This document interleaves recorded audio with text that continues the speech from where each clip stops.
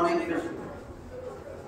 Written, MCQ, viva যা লাগবে এর ভিতরেই সব। মিনিয়ার্স ডিজিজ,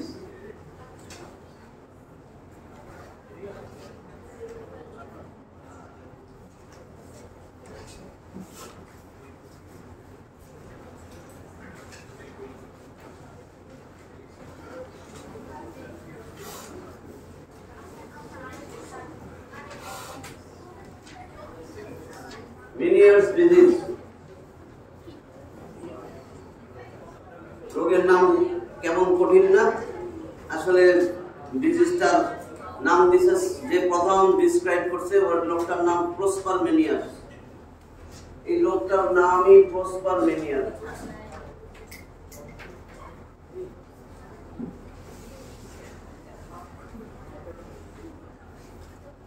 প্রসপার মেনিয়াস, এই জন্য ওর নামের জন্য ডিজিজের নাম প্রসপার মেনিয়াস ডিজিজ। 1861 সালে উনি এটা আবিষ্কার করতে এই রোগ। ফার্স্ট ডিসক্রাইবড ইন 1861 যে ডিজিজটা পড়া হয়েছে, এই জন্য এটাকে বলে মেনিয়াস ডিজিজ।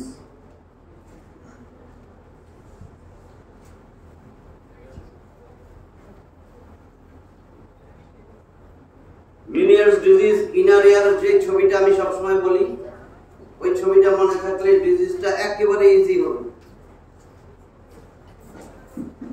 ইনার ইয়ারে আছে বনি লেবেরিং, মেমব্রেনাস লেবেরিং, বোনস। বাদামের কথা চিন্তা করলে বাদাম বাংলার ভিতরে বেশি, তাই না? কিন্তু দুইটার মাঝখানে গ্যাপ আছে না? বাদামের খোসা সেটা হলো বনি লেবেরিং, আর ভিতরে যে অংশটুকু এটা মেমব্রেনাস লেবেরিং। দুইটা পার্ট আছে।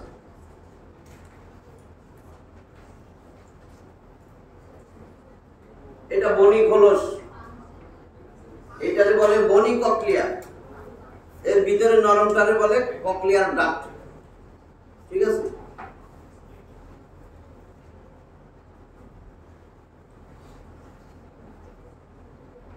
এইটুক ভেস্টিবিউল, বনি ভেস্টিবিউল। বনি ভেস্টিবিউলের ভিতরে যে নরম জিনিস মেমব্রেনাস ভেস্টিবিউল, ওর মধ্যে ইউট্রিকাল স্যাকিউল। আমি পরে আসবো, এই খোলসটা আছি আমি। এটা বনি কক্লিয়া, বনি ভেস্টিবিউল।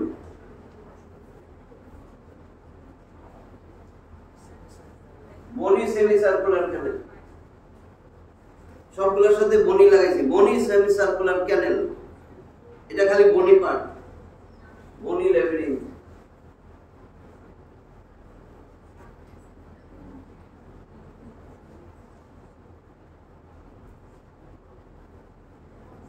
এইটারে ভাঙা ফেললাম টিপ দিয়া, তাহলে এটার এই কক্লিয়া, এটা বনি কক্লিয়া। এটা ভেস্টিবিউল,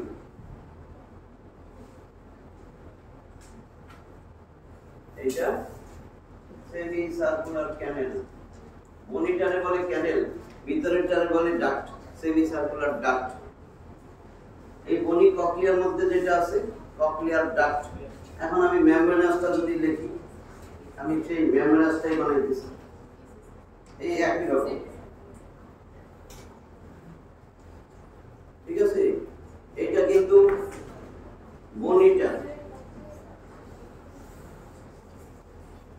এটার মধ্যে এইখানেই এখন এই ভেস্টিবিউলে চলে আসলাম। কক্লিয়ার ডাক্ট, এখন ভেস্টিবিউল। এই যে ভেস্টিবিউলে আসলাম, এই যে ভেস্টিবিউল, এখানে আছে কি স্যাকিউল, দেখা যায় স্যাকিউল।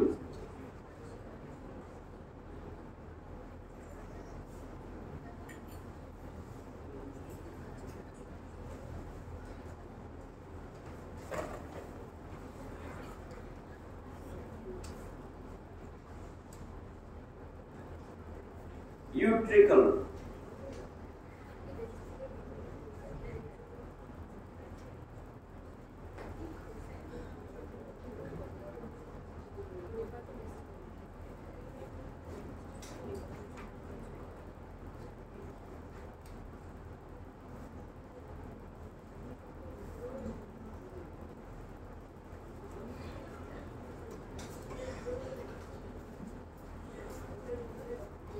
এই হলো আমার ইউট্রিকাল, বুঝতেছো কি? এটা স্যাকিউল, এটা ইউট্রিকাল।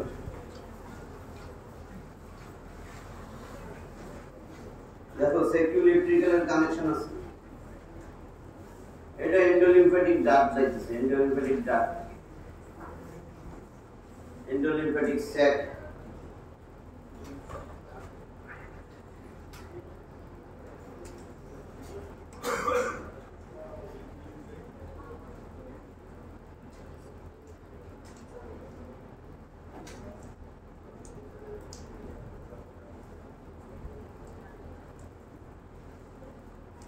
দেখা যায় আমি কিন্তু এইটার ভিতরটা ভাবলাম, আমি বনি ভেস্টিবিউল বানছি, মেমব্রেনাস ভেস্টিবিউল, এর মধ্যে আছে saccule utricle, endolymphatic duct and sec.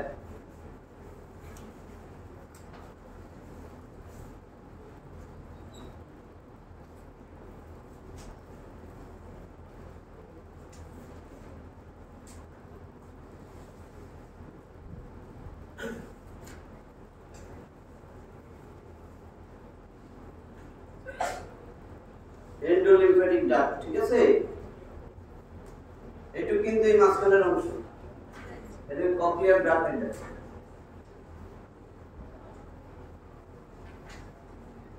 বুঝার জন্য আমি এত কিছু করলাম। কক্লিয়ার ডাক্ট এগুলো সব মেমব্রেনাস।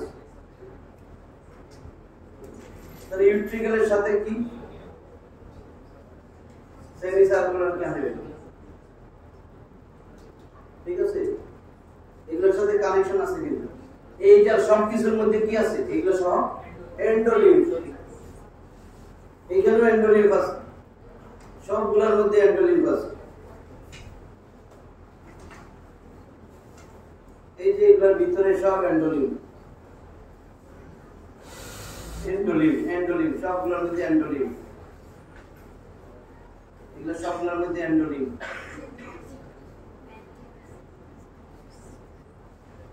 ঠিক আছে? আর এইগুলোর মধ্যে সব কি আছে? পেরিটিম। একটু ক্লিয়ার হয়েছে?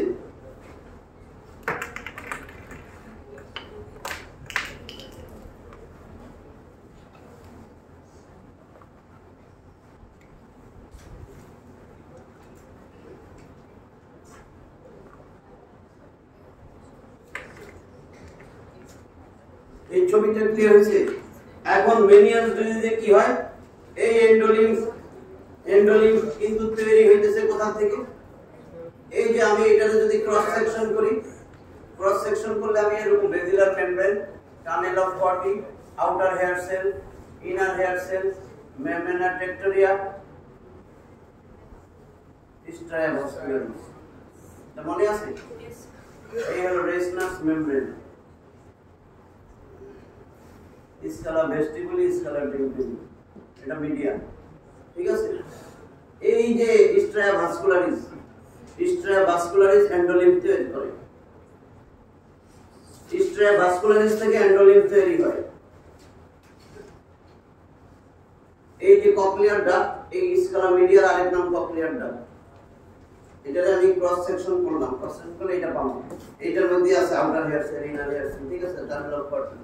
এইটা হলো এই কক্লিয়ার ডাক্ট। কক্লিয়ার ডাক্টের আরেক নাম স্কালা মিডিয়া। এটা বুঝছো কিনা?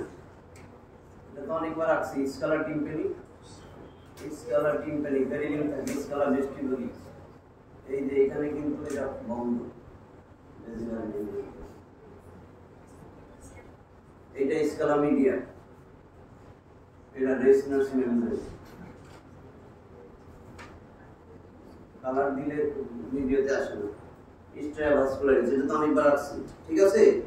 এইখানে তাহলে স্ট্রায়া ভাস্কুলারিস, এই যে ব্লাড ভেসেলের যে লেয়ারটা, এই যে স্কালা মিডিয়ার বাহিরের দিকে আউটার ওয়ালে লেটারালি থাকে ব্লাড ভেসেল, স্ট্রায়া ভাস্কুলারিস। এখান থেকেই এন্ডোলিম্ফ তৈরি হয়। এন্ডোলিম্ফ আইসা জমবে কোথায়? এটার মধ্যে জমবে, স্কালা মিডিয়ায় জমবে। এই যে স্কালা মিডিয়ায় জমছে, এই দেখো স্কালা মিডিয়ার সাথে কানেকশন কার?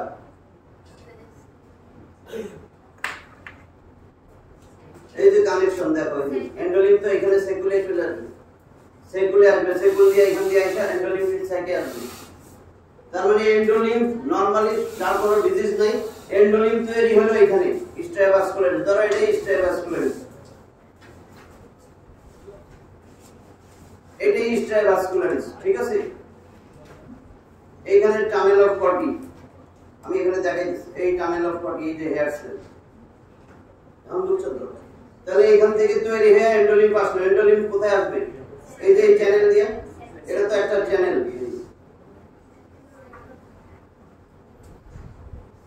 এখন বুঝছে এন্ডোলিম্ফ এখানে চলে আসছে।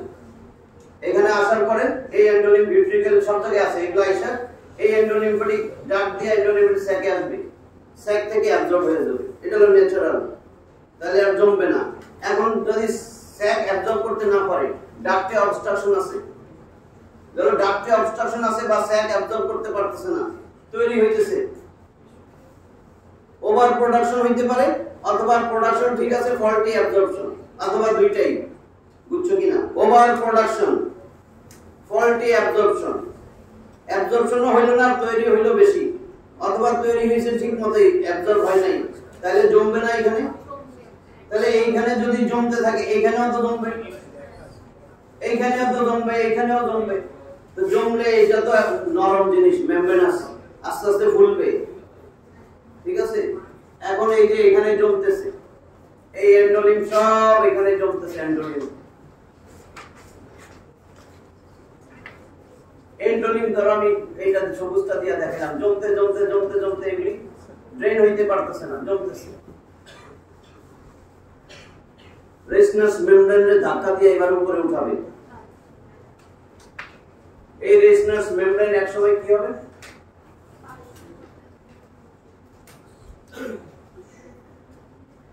এটা বুঝছো? জমতেছে যে বেশি, ব্যালেন্স করতেছে, স্কালা ভেস্টিবুলার জায়গা দখল করতেছে, ফুলতে ফুলতে ফুলতে পারবে না। তো ফাইটে গেলে কি হবে? এটা ছিল এন্ডোলিম্ফ, এটা পেরিলিম্ফ। এটাতে এন্ডোলিম্ফে কি আছে? পটাশিয়াম বেশি, সোডিয়াম কম। ওটাতে সোডিয়াম বেশি, পটাশিয়াম কম, দুইটা তো মিক্সচার হয়ে গেল, আয়নিক ইমব্যালেন্স হবে। আয়নিক ইমব্যালেন্স, ফাইটার যাওয়ার সাথে সাথে আয়নিক ইমব্যালেন্স হবে, পেশেন্টের ভাটাইগো হবে, ঠিক আছে। বুঝছো? এবার ভাটাইগো মাথা ঘুরাবে।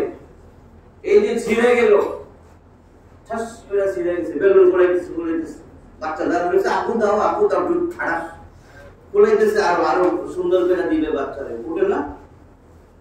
এটা এরকম বলতে বলতে এক সময় ফাইটে যায়।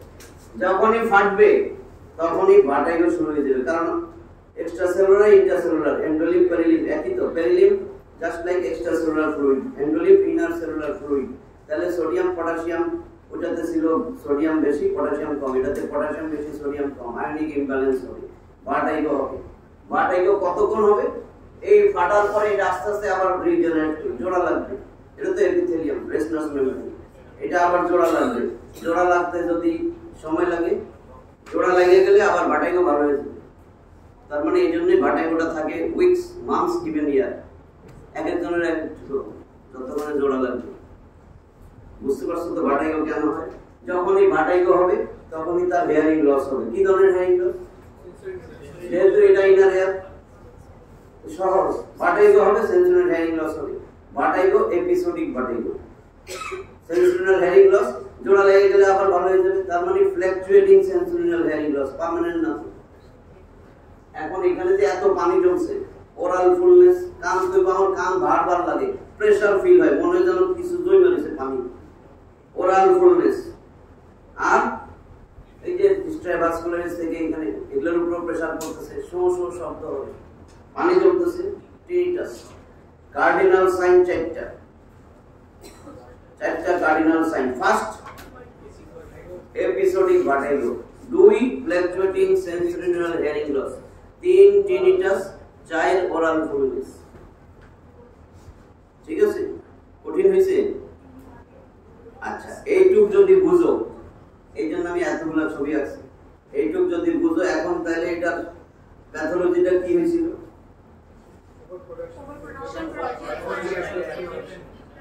ওটা কিন্তু পজ। প্যাথোলজি হয়েছিল over distension of the endolymphatic system. পুরো এন্ডোলিম্ফেটিক সিস্টেম ওভার ডিস্টেনশন, এটা ছিল pathology. Mainly affecting scala media and এই যে স্কেলা মিডিয়া এটা এন্ড সেকিউল, এটা কাছাকাছি না, এটার পরে সেকিউল, সেকিউলের পরে কিন্তু ইন্ট্রিকা। তাহলে আমি বলছি এখানে কি হইছে pathology, the pathological changes occurs distension of the endolymphatic system, পুরা এন্ডোলিম্ফেটিক সিস্টেম ডিস্টেনশন হইছে, যেহেতু ফ্লুইড জমতেছে, যাইতে পারতেছে না, ড্রেন হইতে পারতেছে না, এটা জমতেছে, তাহলে over distension of the endolymphatic system mainly affecting scala media and secule, to lesser extent utricle and semicircular canal.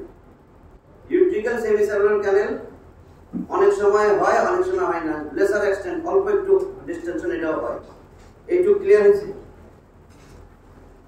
Aetiology কেন ওভার ডিস্টেনশন হয়েছে, এইবার ইটিওলজি ইনক্রিজ প্রোডাকশন বা increase volume of the endolymph, এখানে তো ভলিউমটাই বাড়ছে। Etiology increase volume of endolymph by increase production or faulty absorption or both. এই ভলিউমটা বাড়লো কেন? হয় ইনক্রিজ প্রোডাকশন হয়েছে, নাহলে ফল্টি অ্যাবজর্পশন হয়েছে, অথবা দুইটাই হয়েছে। পরে আমি গোছাই দিব, একটু বুঝছো? তাহলে আমার ডেফিনেশন ইটিওলজি প্যাথোলজি শেষ। এবার ইটিওলজির মধ্যে যদি জিজ্ঞেস করে exact etiology is yet not known, exact etiology জানা যায় নাই, কেন ওভার ডিস্টেনশন হইতেছে, কেন ওভার প্রোডাকশন অথবা ফল্টি অ্যাবজর্পশন হইতেছে, exact etiology is yet not known, but there are some theories have been postulated. কি? এক নম্বর এখানে আমি কি বলছি, এন্ডোলিম্ফেটিক স্যাকটা অ্যাবজর্ব করার কথা, অ্যাবজর্ব করবে তো এন্ডোলিম্ফেটিক স্যাক, এখানে আসার পরে এটা অ্যাবজর্ব হয়ে যায়, তাহলে defective absorption by endolymphatic sac. কথাটা বুঝতেছো? এই অ্যাবজর্পশনের ডিফেক্ট আছে। এক নম্বর etiology defective absorption by endolymphatic sac, এই স্যাকটা অ্যাবজর্ব করতে পারছে না, ডিফেক্টিভ অ্যাবজর্পশন যে কোনো কারণে হইতে পারে, হয় এন্ডোলিম্ফেটিক স্যাক ইসকেমিক চেঞ্জ সেজন্য পারে না। এটা পরীক্ষা করার জন্য কি করছিল, যে আসলে এখানে ওভার ডিস্টেনশন কেন হয় দেখার জন্য এই ডাকটা বন্ধ করে দেওয়া হয়েছিল, মানে পরীক্ষা করতেছে, কইরা যায় আসলে সব জায়গায় ওভার ডিস্টেনশন হয়, এই জন্য একটা কজ বলা হয়েছে যে এখানে তোমার defective absorption of by endolymphatic sac. দুই number cause vasomotor disturbance. Vasomotor বুঝো?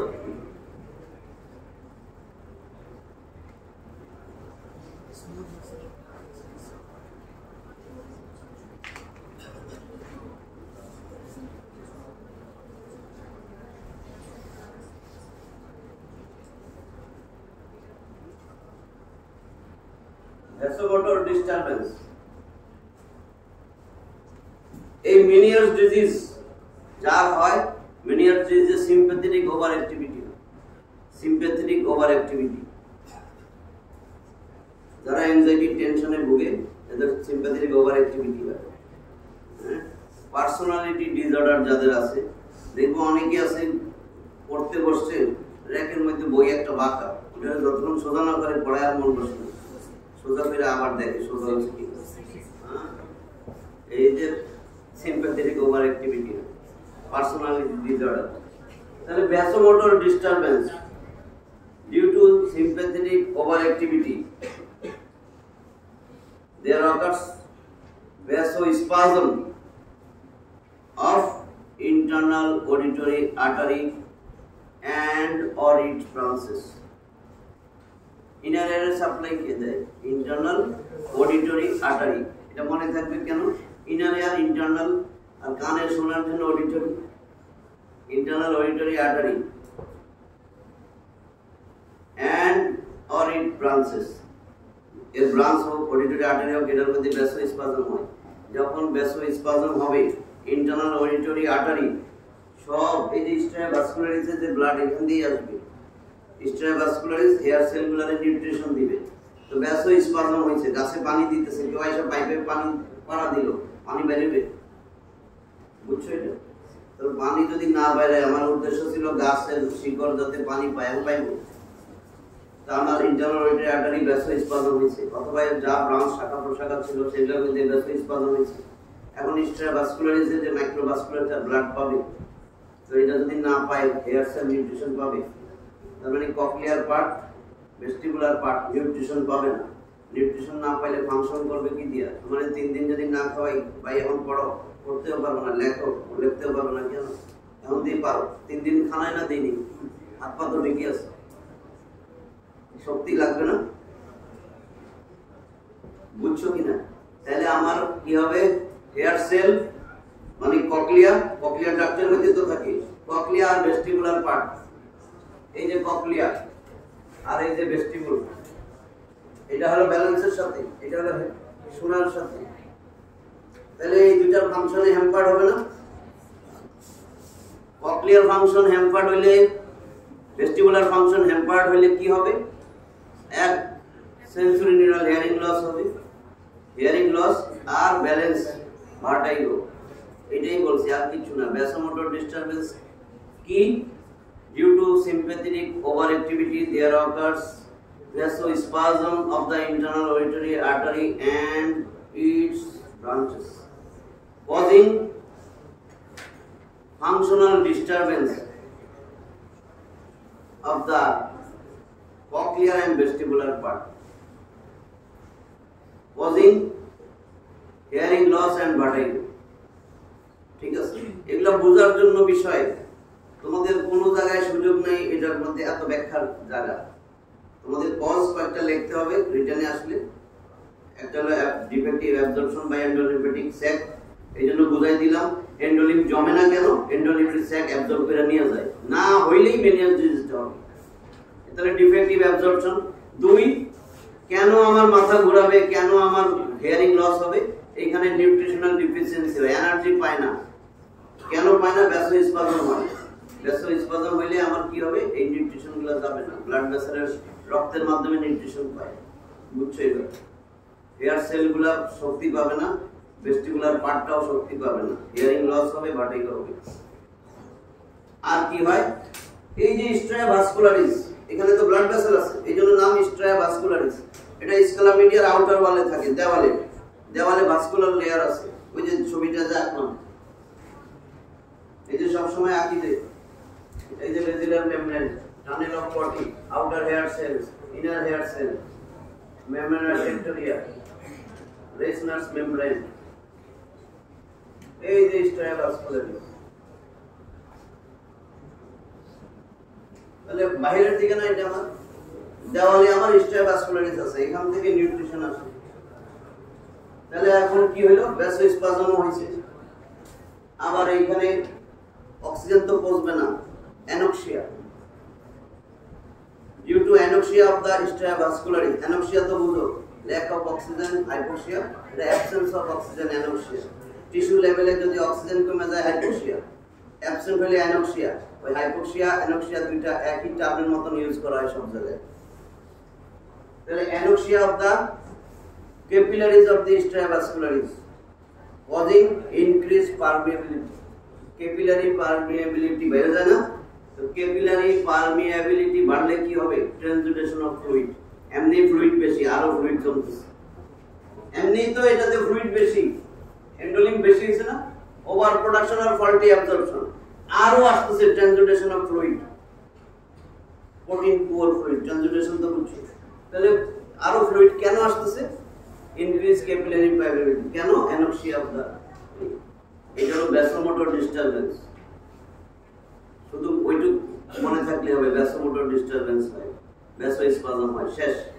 3 number cause, viral cause. Viral cause কি ধরনের ভাইরাস এগুলোতে অ্যাটাক হয়? Neurotrophic virus. নিউরোট্রপিক কারণ এখানে স্পেশালাইজড নিউরোএপিথেলিয়াম থাকে। এখানে যে ভাইরাসগুলো বেশি কমন হলো সাইটোমেগালো ভাইরাস আর ফিস ভাইরাস। এই ভাইরাল কজ এইটুক ভাইরাল কজে এটা হয়। ভাইরাল কজে দেখা যায় সিক্রেশন বাড়তে থাকে। কেন? এগুলো স্টিমুলেশন দেয় ইনার এয়ারে। ইনার এয়ার একসাথে শক অর্গান হিসেবে কাজ করে। এই ভাইরাসগুলো যখন আসে তখন কি হয়? এন্ডোলিম্ফেটিক সেক্রেশন বাড়তে থাকে। একই রকম allergic cause different types of food allergen and inhalant allergens are responsible. কি হয়? একই inner air acts as a shock organ. এই অ্যালার্জেনগুলো শরীরে ঢুকলে ইনার এয়ার শক অর্গান হিসেবে কাজ করে, ইনক্রিজ সেক্রেশন। ঠিক আছে? অটো ইমিউন একটা জিনিস বলে দেই, যেখানে দেখবা লেখা exact etiology is not known, autoimmune একটা কজ মুখস্থ। আরেকটা হলো কি তোমার psychosomatic and personality disorder. Psychosomatic and personality disorder আরেকটা কমন কজ। এইখানে ফ্লুইড এত বেশি, সোডিয়াম এন্ড ওয়াটার রিটেনশন। শরীরে যদি সোডিয়াম আর ওয়াটার রিটেনশন হয়, আরো বেশি ফ্লুইড জমে বিভিন্ন জায়গায়। ঠিক আছে? তাহলে আরেকটা cause sodium and water retention. আরেকটা কজ হাইপোথাইরয়েডিজম। মেনিয়াস 3% মেনিয়াস ডিজিজের রোগীর ক্ষেত্রে দেখা যায় হাইপোথাইরয়েডিজমের জন্য হয়েছে। In 3% cases of Meniere's disease due to hypothyroidism. অনেকগুলা কজ বলছি, এত লাগবে না। এখান থেকে যেগুলা সহজ, যেমন অনেক সহজ হয়েছে viral cause, allergic cause, auto immune. আর প্রথম দুইটা যেহেতু ইয়াতেই বলছি increase volume due to defective absorption. হ্যাঁ, তাহলে এখানে তো এমনি হয় যে endolymphatic sac defective absorption by endolymphatic sac আর হলো ভ্যাসোমোটর ডিস্টারবেন্স। ঠিক আছে? এই ইটিওলজি লেখার খাতা লেখার জন্য যেটুকু মনে থাকে। এবার আসো ক্লিনিক্যাল ফিচার। ক্লিনিক্যাল ফিচারের প্রথম হেডিং এ এমসিকিউর জন্য লেখা রাখো the disease usually common in male than female. The disease is usually common in male than female. এই যে দেখো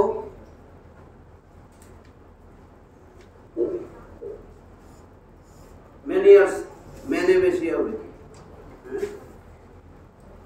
মেন আবার মেনিও লেখা দিছে, many men many years disease, যাতে ভুল যেন না হয়। আর এটা তোমাদের আসার কথা 98% রিটেনে।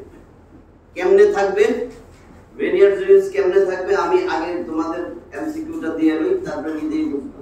তাহলে it is the disease is common in male then female. Most commonly affected age group 30 to 60 years. Commonest age group যারা affected হবে 30 to 60 years of age.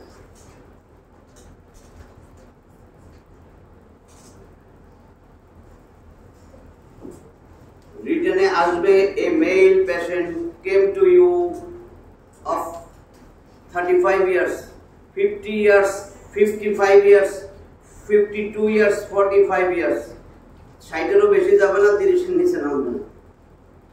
লেখা থাকবে এ ম্যান অথবা a male patient with episodic vertigo, fluctuating sensorial hearing loss, tinnitus and aural fullness. অনেক সময় oral fullness দিবে না, ওই তিনটা দিবে। অনেক সময় শুধু এপিসোডিক লেখা থাকবে না, vertigo, sensorial hearing loss, fluctuating থাকবে না, and tinnitus. What will be your diagnosis? How will you manage this case? বুঝা গেছে? যদি লেখা থাকে tinnitus, vertigo, sensorial hearing loss, অথবা লেখা থাকে episodic vertigo, fluctuating sensorial hearing loss, tinnitus and oral fullness, oral AURAL oral fullness, কানে পানি জমছে বলবে না, এসে কান ভার লাগে, মনে হয় যেন ভিতরে অনেক পানি জমছে, নিজেই বলে। কিন্তু মেনিয়াস নাম সহ্য গোষ্ঠীও জানে না, কিন্তু ভিতরে এমন অবস্থা সে বুঝে যে আমার মনে পানি জমছে, ভার লাগে। Sense of heaviness in the ear, feeling of heaviness in the ear, অথবা ওরাল ফুলনেস, এই চারটা। তাহলে the disease usually unilateral. The disease is usually unilateral, but after a few years the opposite ear can be affected. বুঝা গেছে? একসাথে দুইটা air হবে না। Usually unilateral, but after few years, ধরো 5-7 বছর পরে আরেকটা কান এফেক্টেড হয়ে গেল, এবার দুইটাই হয়েছে। In 50% cases, opposite ear will be affected after few years. 50% কেসে পাওয়া গেছে। এটা কিন্তু MCQ এর জন্য দিলাম, এর বাইরে কোনো MCQ আসবেই না, ঠিক আছে? তাহলে এবার ক্লিনিক্যাল ফিচারের কার্ডিনাল সাইন। কার্ডিনাল সাইন বুঝো? Cardinal symptom. Cardinal sign symptom কি? কার্ডিনাল মানে কি? মূল, একেবারে মূল, আসল। তাহলে এক ওই চারটাই ফ্ল্যাট এপিসোডিক বাটাইও। এপিসোডিক বুঝো কি? এপিসোডিক বাটাইও fluctuating sensory neural hearing loss, tinnitus, aural fullness. অনেক সময় এইটার মধ্যে শুধু আইসা এক্সটার্নাল কিছু Meniere's disease, it is a triad of phenomena. জি স্যার, বলো ট্রায়াডটা কি? আমরা শিখছি কিন্তু চারটা, কিন্তু এটারে অনেক সময় বলে ট্রায়াড অফ ফেনোমেনা। তিনটা জিনিস থাকবে, এক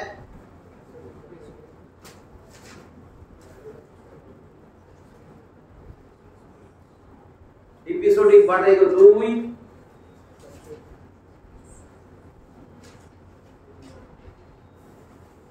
fluctuating sensory neural hearing loss, তিন tinnitus। এই তিনটা থাকতেই হবে।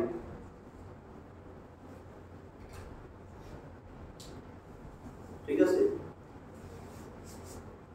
রোগী এসে বলবে আমার মাঝে মাঝে মাথা ঘুরান দেয়, অনেকদিন থাকে, 2 সপ্তাহ 3 সপ্তাহ। যখন মাথা ঘুরায় আমি তখন কানে শুনি না, আর কানে বড় শোষ শব্দ করে, আমার কান ভার লাগে, চারটাই বলে। কিন্তু ট্রায়াড অফ ফেনোমেনা তিনটা থাকবেই, vertigo, central hearing loss, tinnitus. আর চতুর্থ কি?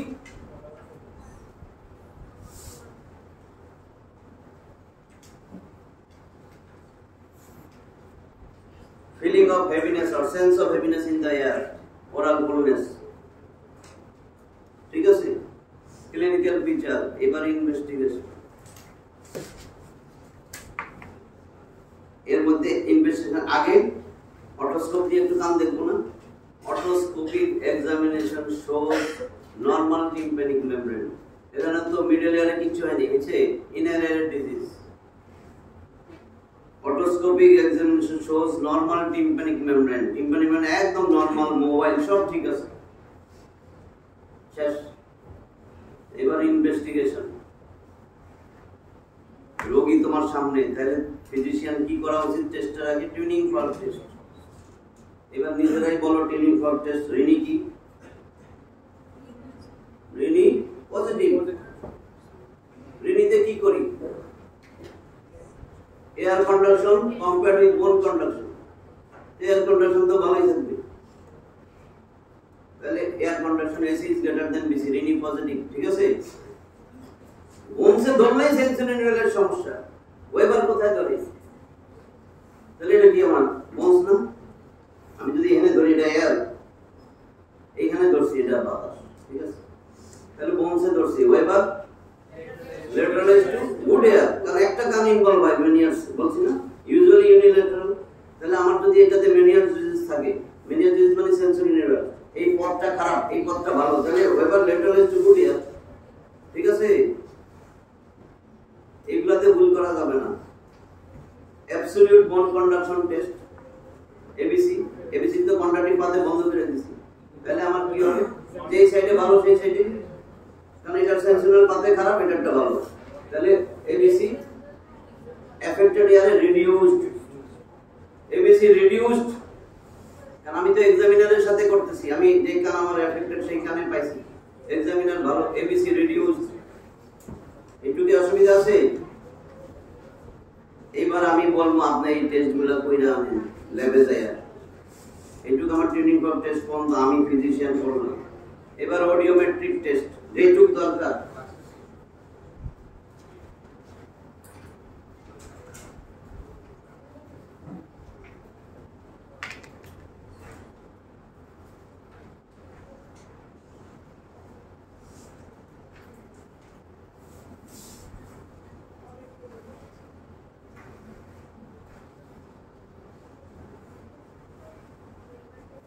পিওর টোন অডিওমেট্রি, এটা যেটুক দরকার আমি এটা কঠিন লাগবে। Body pure tone audiometry shows sensory hearing loss, এটা তো সহজ হইছে, ইনার ইয়ার না, তোমরা লিখে দিবা pure tone audiometry shows sensory neural hearing loss. এখানে ইনিশিয়ালি অনেক কথাবার্তা আছে, লো টোন ইনভলভ হয়, রাইজিং কার্ভ হয়, এরপরে ফ্ল্যাট কার্ভ হয়, এরপরে লো কার্ভ হয়, এগুলো দরকার নেই। Pure tone audiometry shows sensory hearing loss, যেটা গোল্ড স্ট্যান্ডার্ড টেস্ট, এই দুইটা যেন মাথায় থাকে। এই মেনিয়ার্স ডিজিজ ডায়াগনোসিসের জন্য আমরা দুইটা টেস্ট করি। মেনিয়ার্স ডিজিজ ডায়াগনোসিস আগে আমার দিকে দেখো, মেনিয়ার্স ডিজিজের রোগী আমি চিন্তা করছি এটা মেনিয়ার্স হবে, কারণ চারটা জিনিসই পাইছি বা তিনটেই পাইছি।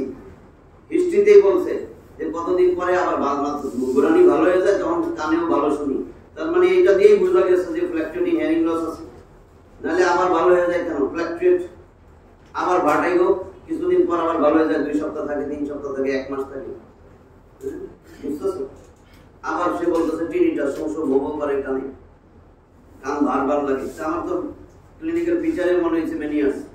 এখন আমি তারে বসাইয়া গ্লিসারল খাওয়াবো। গ্লিসারল দ্বারা পাউডারের মতো একটা জিনিস, আমি লেমন জুসের সাথে মিশাইয়া একটু পানি দিয়া একটু গোলাইয়া খাওয়াই দিলাম। লেমন জুস কেন দিছি? যাতে ওই গ্লিসারলের টেস্টটা ওর না লাগে। ফ্লেভারিং এজেন্ট দিলাম ফ্লেভার পাওয়ার জন্য, তাহলে আমি খাওয়াই দিলাম। আমরা এটা তোমার ডোজ মনে রাখার দরকার নেই, 1.5 ml per kg এই পাউডারটা খাওয়াই দেয় গ্লিসারল। গ্লিসারল হলো ডিহাইড্রেটিং এজেন্ট। রোগী যখন আসে, আসার পরে আমি তার হিয়ারিং টেস্ট করি, কিছু না দিয়ে আগে হিয়ারিং টেস্ট করলাম। ধরো সে শুনতেছে 60 dB, ঠিক আছে, সেন্সরি হিয়ারিং লস 60 dB। এখন আমি তার গ্লিসারল খাওয়াইলাম। গ্লিসারল ডিহাইড্রেটিং এজেন্ট খাওয়ানোর পরে 2 ঘন্টা বসায় রাখছি। 2 ঘন্টা পরে আবার টেস্ট করে দেখি এখন 50-45 হয়ে গেছে। তার মানে কি? হিয়ারিং গেইন হয়েছে 1। 2 রোগী বলে আমার কান বারবার কমে গেছে, আমার শোষ আওয়াজ নাই। তাহলে আমার কিন্তু ডায়াগনস্টিক হইতেছে, আরে তার ডিহাইড্রেটিং এজেন্ট, এতক্ষণ ফ্লুইড বেশি ছিল। এন্ডোলিম্ফেটিক হাইড্রপস, এই ডিজিজের আরেক নাম এন্ডোলিম্ফেটিক হাইড্রপস, মানে এন্ডোলিম্ফের আধিক্য। হাইড্রপস মানে আধিক্য, এটার আরেক নাম আছে এন্ডোলিম্ফেটিক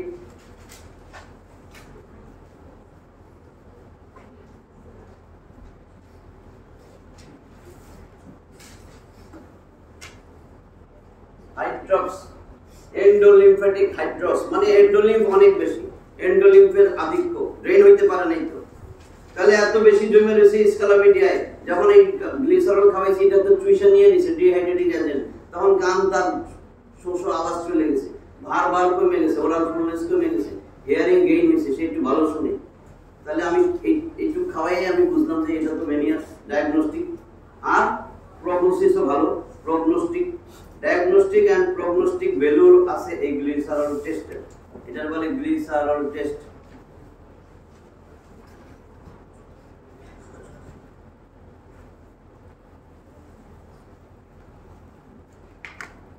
এটা একটু কঠিন ডিজিজ, এজন্য আমি এইভাবে বুঝছি যে তোমাদের একটু মনে সুবিধা হবে, এজন্য এইভাবে দিচ্ছি। গ্লিসারল টেস্ট, গ্লিসারল একটা ডিহাইড্রেটিং এজেন্ট।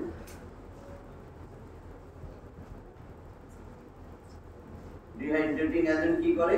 ফ্লুইড চুষে নেয়, পানি চুষে নেয়, তাহলে গ্লিসারল যখন খাওয়াই দিব সে পানি চুষে নিবে, যার কারণে তার কান ভার ছিল, ফুলনেস কমে যাবে, টিনিটাস কমে যাবে, তার হিয়ারিং গেইন করবে। তার মানে এটার ডায়াগনস্টিক অ্যান্ড প্রগনোস্টিক ভ্যালু আছে। এই জন্য এখন এই টেস্ট করে, সাথে সাথে কনফার্মেটরি যেটা ইলেকট্রোকক্লিওগ্রাফি। এইটা এখন এটা একটু সহজে বুঝবো, একদম সহজ যেভাবে হয়েছে সেইভাবে বলবো, যাতে একবার শুনলে বুঝবো।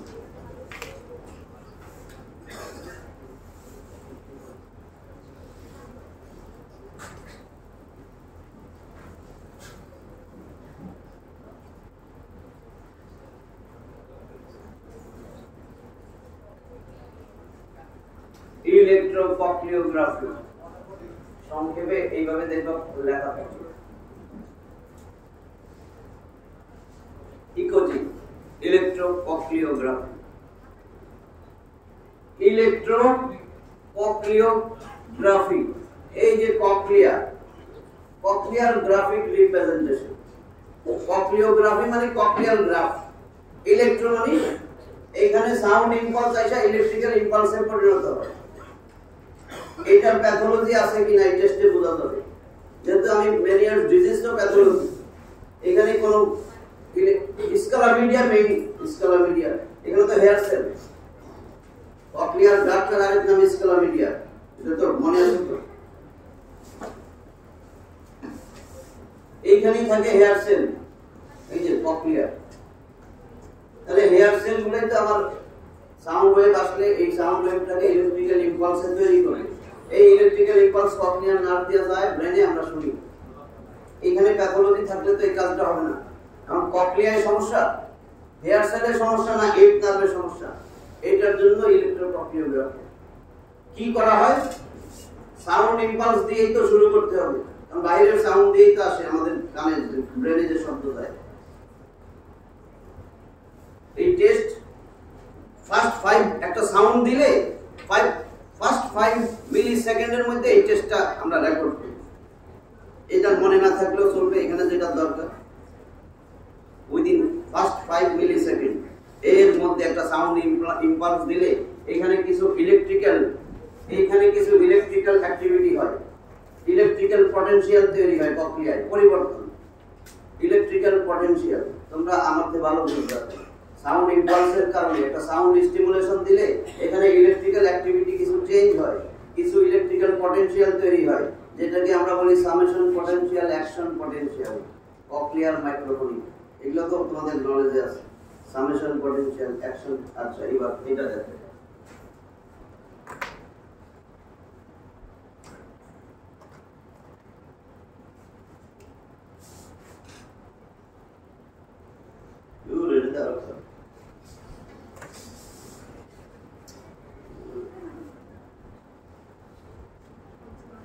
দেখা যায় এই অ্যাক্সিসটা আমার মিলি সেকেন্ড,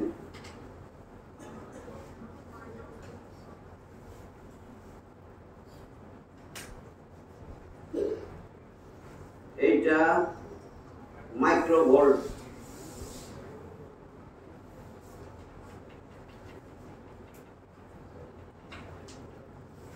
ঠিক আছে। এখন আমি একটা সাউন্ড স্টিমুলেশন দিলাম, স্টিমুলাস, এই স্টিমুলাস দিলাম।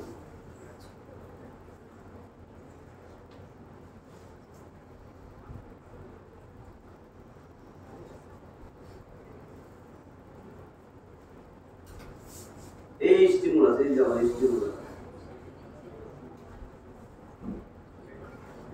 স্টিমুলাস দেওয়াতে কি হলো?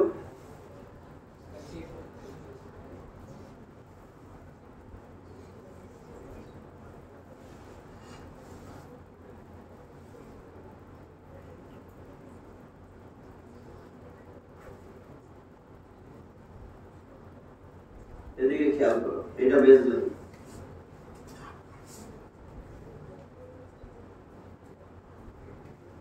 একটা সাউন্ড স্টিমুলেশন দিলাম, আমার এই যে দেখো একটা এখানে একটা গ্রাফের এরকম দেখা যায়, আবার গ্রাফের এরকম। এইটুক কি এটা হলো সামেশন পটেনশিয়াল এসপি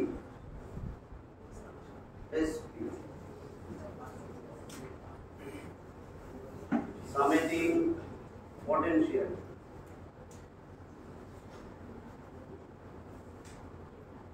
আর এখান থেকে একটু অ্যাকশন পটেনশিয়াল।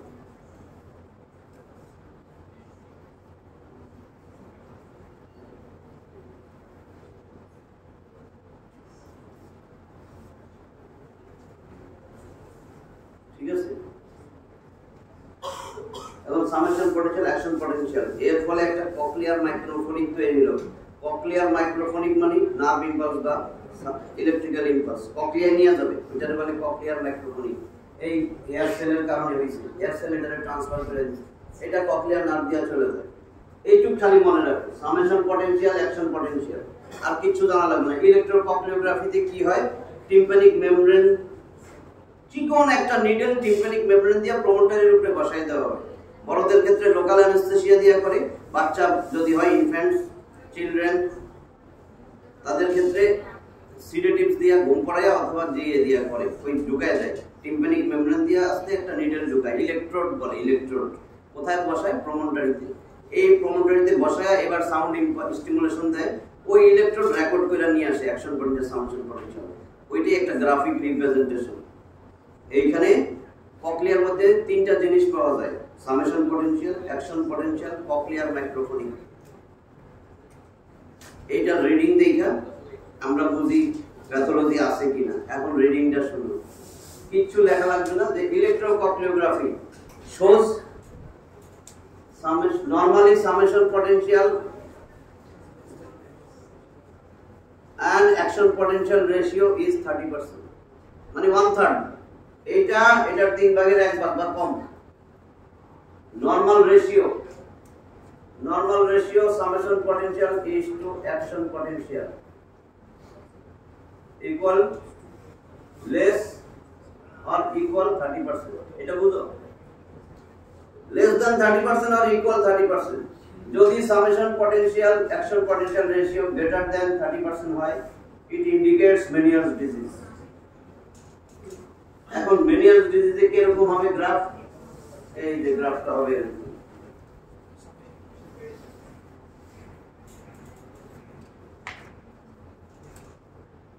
এই মাইক্রোভোল্টস ফার্স্ট 5 মিলিসেকেন্ড এটা করে, ফার্স্ট 5 মিলিসেকেন্ড। এই হলো আমার মাইক্রোভোল্ট, আমি স্টিমুলেশন দিলাম,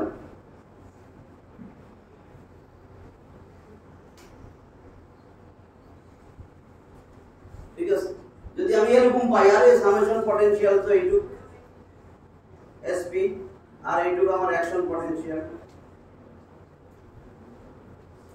তাহলে দেখো মোর দ্যান 30%, 1/3 এর উপরে না, ওইখানে ছিল, এইখানে সামেশন পটেনশিয়াল হইছে। এখন দেখো কত, এটা আর কিছু না। এখন এইটুক বুঝছো পরীক্ষার জন্য। ইলেকট্রোকক্লিওগ্রাফি ইলেকট্রিক্যাল অ্যাক্টিভিটি রেকর্ড করা হয় কার, স্কালা মিডিয়া, যেখানে হেয়ার সেল আছে, অর্গান অফ কর্টি, এবং কক্লিয়ার নার্ভের, দুইটারই। তাহলে কক্লিয়ার নার্ভের লেশন না স্কালা মিডিয়া লেশন সেটা বোঝা যায়। এখানে কি হয়, একটা সাউন্ড স্টিমুলেশন দেই, সামেশন পটেনশিয়াল আর অ্যাকশন পটেনশিয়াল কি আমরা তুলনা করি। Normally summation potential and action potential less than 30% or equal 30%. If it is more than 30%, it indicates Meniere's disease। Clear হয়েছে? যেমনে সাজাইতে পারো, অথবা শুধু নাম লেখা দিলে হবে। ইলেকট্রোকক্লিওগ্রাফি এটারে বলে গোল্ড স্ট্যান্ডার্ড টেস্ট। এই টেস্টটা গোল্ড স্ট্যান্ডার্ড, এটা দিয়েই ডায়াগনোসিস করা হয়। এইটা আর হলো গ্লিসারল। গোল্ড স্ট্যান্ডার্ড টেস্ট যদি বাই বাই বলে Meniere's disease এর গোল্ড স্ট্যান্ডার্ড টেস্ট বলো, sir electrocochleography and glycerol test. Glycerol তো সাথে সাথে বুঝতেছি, খাওয়াই 2 ঘন্টার মধ্যে, এরপর এই টেস্টটা নিয়ে আসবে একদম confirm, electrocochleography and gold standard test. আমি লিখি নাই ডিজিজ শেষ করার জন্য, অসুবিধা হয় নাই তো? যেখানে বুঝবো না আরেকদিন আমি নিব, তাহলে ঠিক আছে। এবার ট্রিটমেন্ট, ডায়াগনোসিস শেষ, ট্রিটমেন্ট নিজেরাই ট্রিটমেন্ট পারবা, মানে আপনি লিখে দিলে জিনিস বলছি, তাই না?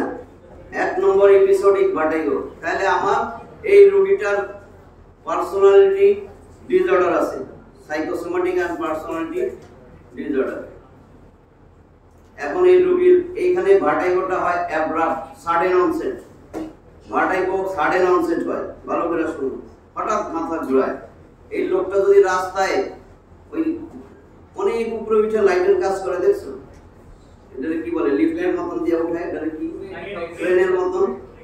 এখন এই লোকটার জন্য এই কাজ, ওইখানে যে লাইট ঠিক করতে ঘুরে পড়ে যায়, তাই না? তাহলে সে অ্যাভয়েড করবে activities requiring good body balance. এই কথাটা বুঝছো কিনা? এই সমস্ত রোগীরে বলতে হবে you should avoid activities requiring good body balance. যে সমস্ত কাজ কামে বডি ব্যালেন্স দরকার সেগুলো আপনি করবেন না। আমি যে পাইলট, আপনি জীবনে আর বিমান চালাতে পারবেন না। Flying professional, just like flying, under water diving,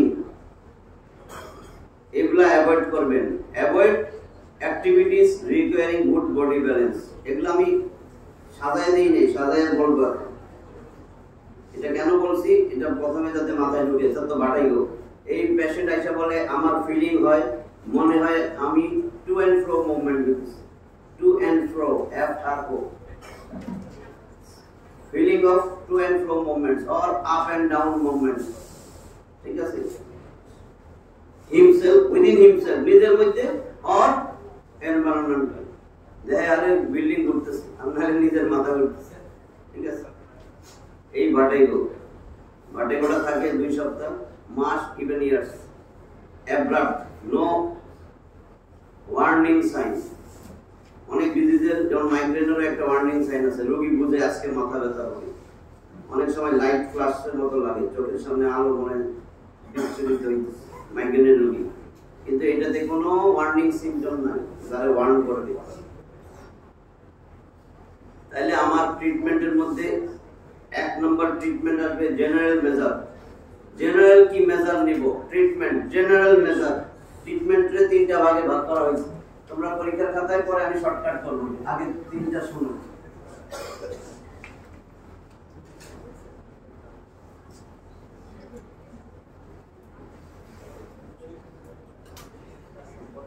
general measures. General কি মেজার নিব? 1 নম্বর রিঅ্যাসুরেন্স অফ দ্য পেশেন্ট। নালে মনে করবে আমার বোধহয় ভিতরে টিউমার হয়েছে, ভিতরে মনে ক্যান্সার হয়েছে, আমার এরকম হঠাৎ 1 মাস পর পর মাথা ঘুরায় কেন? এপিসোডিক তো, 1.5 মাস পর পর মাথা ঘুরায় কেন? তাহলে বলতে হবে এটা কিছুই হয়নি।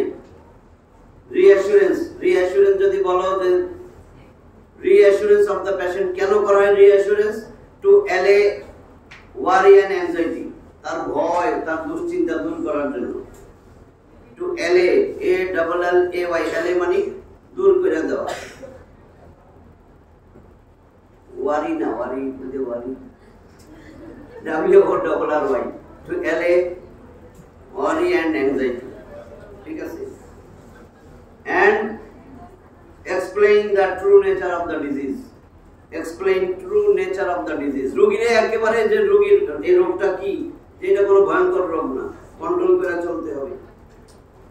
রিঅ্যাসুরেন্স, এক কথায় রিঅ্যাসুরেন্স 1 নম্বর। 2, যেহেতু ভ্যাসোস্পাজম হয়, মোস্ট কমন কজ, সবচেয়ে খারাপ cause nicotine, smokes, cessation of smoking. বেশিরভাগ সময় দেখা যায় স্মোকিং বন্ধ করলে এই রোগী, মেনিয়াজিস রোগী বেশিরভাগ ভালো হয়ে যায়, ভার্টিগো আর দেখাই দেয়। স্মোকিং উচ্চ নিকোটিন, নিকোটিন কি করে? ভ্যাসোস্পাজম করে। তো একটা তো কজ বলছি, ভ্যাসোমোটর ডিস্টারবেন্স। 2 নম্বর সিজেশন অফ স্মোকিং। 3 নম্বর অ্যাভয়েড এক্সট্রা সল্ট, সোডিয়াম আর ওয়াটার রিটেনশন একটা কজ বলছি। Avoid excessive intake of water, বেশি পানি না খাওয়া। দেখো নিজেরাই পারবা, বলছিলাম না? অ্যাভয়েড ওভার ইন্ডালজেন্স, প্রশ্রয় না দেওয়া, টি, কফি, অ্যালকোহল। ওভার ইন্ডালজেন্স, বেশি না খাওয়া।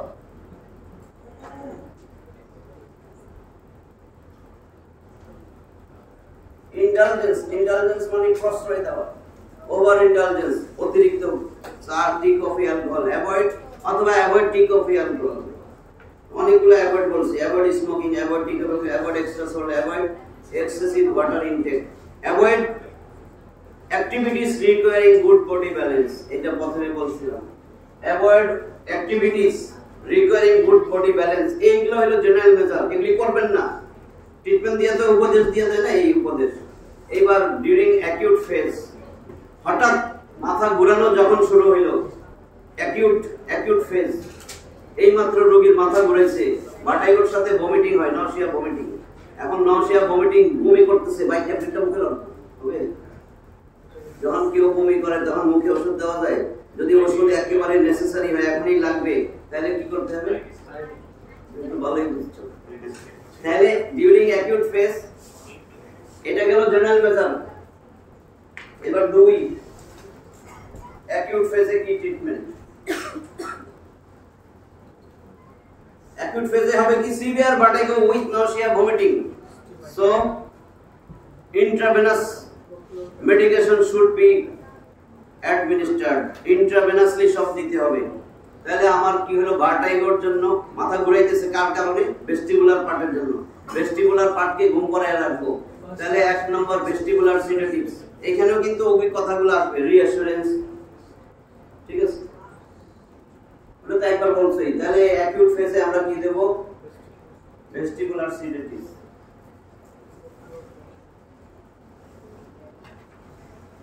ভেস্টিবুলার সিডেটিভস কি আছে? স্টিমাটিল, দেখছো তো মাথা ঘুরাইলে স্টিমাটিল দেয়, এটার নাম প্রোক্লোরপ্যারাজিন।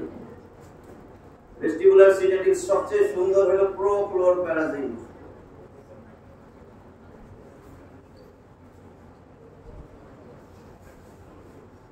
প্রোক্লোরপ্যারাজিন, যেটাকে আমরা স্টিমাটিল বলি। তোমাদের ডোজ জানার দরকার নাই, আমরা 10 মিলিগ্রাম, 5 to 10 মিলিগ্রাম ইন্টারভেনাস দিয়ে দিই। প্রোক্লোরপ্যারাজিন। আর কি দেই? ডায়াজিপাম, সব ইনজেক্টেবল। ডায়াজিপাম, সিডির নাম শুনছো না? ডায়াজিপাম, ডায়াজিপাম, এগুলো ট্রাঙ্কুলাইজিং ইফেক্ট আছে। ডায়াজিপাম কেন দেই? এর ট্রাঙ্কুলাইজিং ইফেক্ট আছে। এ কি করে? ভেস্টিবুলার নিউক্লিয়াস, মিডিয়াল ভেস্টিবুলার নিউক্লিয়াসে স্টপ করে দেয়, সাপ্রেস। দরকার নাই ডায়াজিপাম। এই দুইটা ইনজেক্টেবল দিয়ে দিলাম। এইবার রোগীরে মাথা অক্সিজেন দেয় না, কার্বোজেন ইনহেলেশন, এগুলো সব অ্যাকিউট ফেজে।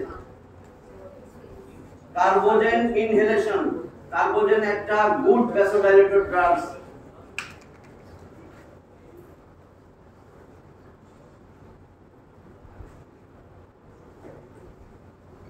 কার্বোজেন ইনহেলেশন, কার্বোজেন তার মানে কার্বন ডাইঅক্সাইড আর oxygen. 5% carbon dioxide plus 95% oxygen, এই দুইটার মিক্সচারে বলে carbogen. 5% carbon dioxide, 95% oxygen, then carbogen inhalation, inhale করে। এটা একটা গুড ভ্যাসোডাইলেটর। কারণ ভ্যাসোস্পাজম হয়ে আছে না, ভ্যাসোডাইলেটর। ভ্যাসোডাইলেটর হলে কি হবে? লেবিরিনথিন সার্কুলেশন বাড়বে, ইনার এয়ারে সার্কুলেশন বাড়বে, নিউট্রিশন বাড়বে, তার ভেস্টিবুলার ফাংশন, কক্লিয়ার ফাংশন ভালো থাকবে। কার্বোজেন ইনহেলেশন গুড ভ্যাসোডাইলেটর। 4 নম্বর ইন্ট্রাভেনাস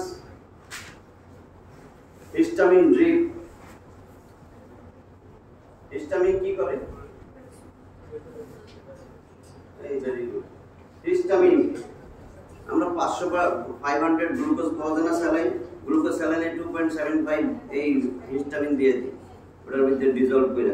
এটা ফোটা ফোটা 20-25 ফোটা যাইতে দরকার নেই, এটা হিস্টামিন ড্রিপ।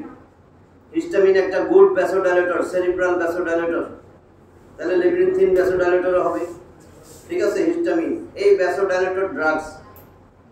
এই যে ভেস্টিবুলার সিডেটিভস দিলাম, আর এগুলো হলো 3-4, এগুলো হলো ভ্যাসোডাইলেটর।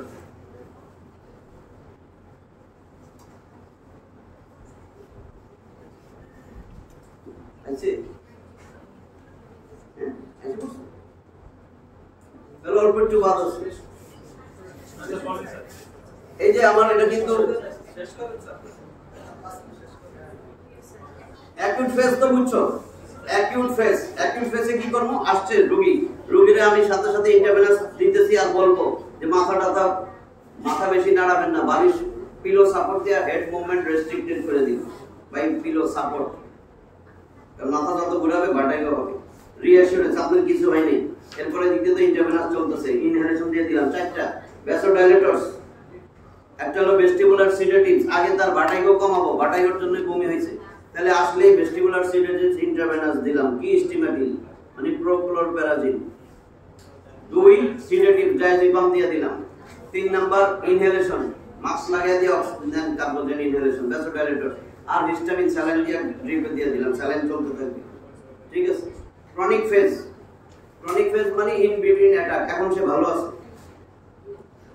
ক্রনিক ফেজ মানে হলো এখন সে ভালো, ইন বিটুইন অ্যাটাক, যেহেতু এটা অ্যাব্রাপ্ট যে কোনো সময় আবার হবে, যাতে না হয় এটা বলে ক্রনিক ফেজ।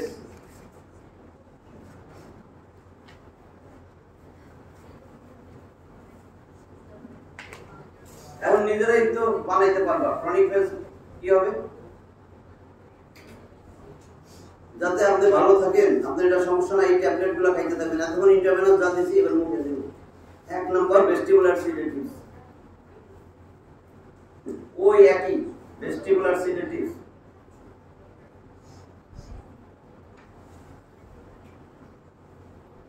তাহলে এটা কি ওইটাই লিখবা, vestibular sedatives prochlorperazine tablet, prochlorperazine 5 milligram 5 to 10 milligram tablet TDS দিয়ে আমরা 2 মাস, এরপরে 2 বেলা 1 মাস, দরকার নাই ডোজ।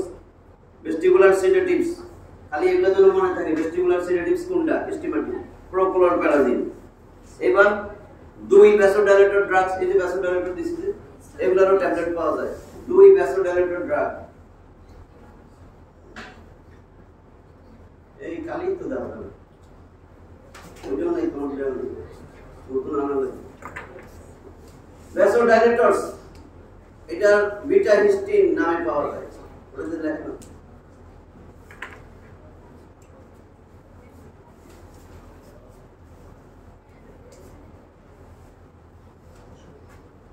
বিটা হিস্টিন 8 মিলিগ্রাম 16 মিলিগ্রাম পাওয়া যায়, দরকার নাই। টিডিএস 3 বেলা দেই আমরা, 2 মাস 3 মাস, ঠিক আছে। বিটা হিস্টিন হ্যাঁ দিনে 3 বার 8 মিলিগ্রাম থেকে 16 মিলিগ্রাম পর্যন্ত পাওয়া যায় টিডিএস চলতে থাকে, ঠিক আছে। এই দুইটা তো দিলামই, ওইখানে একটু যা দিয়েছি সেটাই দিলাম, কিন্তু ট্যাবলেট পাবো। এইবার প্যাসেঞ্জার কি ছিল, অনেক ফ্লুইড বাড়া যায় কি দিলে, লেসিক্স মানে ডায়াবেটিক্স, ফ্লুসিমাইড অল্টারনেট ডেতে দিব, ফ্লুসিমাইড 40 মিলিগ্রাম। একটা ট্যাবলেট এখন আছে ফুসিড প্লাস নামে পাওয়া যায়, মানে ফ্লুসিমাইড প্লাস যদি বলো, মানে স্পাইরোল্যাকটোন পটাশিয়াম স্পেরিং এজেন্ট, ওর সাথে স্পাইরোল্যাকটোন দেওয়া হয়। তাহলে আমি দিলাম ডায়াবেটিক্স অল্টারনেট ডেতে, ডেলি না, 40 মিলিগ্রাম একদিন পর পর। এটা কি করবে, ব্লাড কমাই দিবে, প্রস্রাব বেশি হবে, কমে যাবে, ঠিক আছে। আর চতুর্থ, if it is due to hypothyroidism, thyroid hormone replacement therapy, replacement দিলেই দেখা যায় মেনিয়াজিস ভালো হয়ে গেছে, হাইপোথাইরয়েডিজমের জন্য যদি হয়, ঠিক আছে। তাহলে থাইরয়েড হরমোন রিপ্লেসমেন্ট থেরাপি, এইটা ছিল ক্রনিক ফেজ। লাগবে আরেকদিন, ঠিক আছে, কারণ সার্জারি আছে। কেমিক্যাল লেভেলটেক্টমি, সার্জিক্যাল লেভেলটেক্টমি না, দেখা রয়েছে এমনি আমার মিটিং এ কমপ্লেন দিচ্ছে।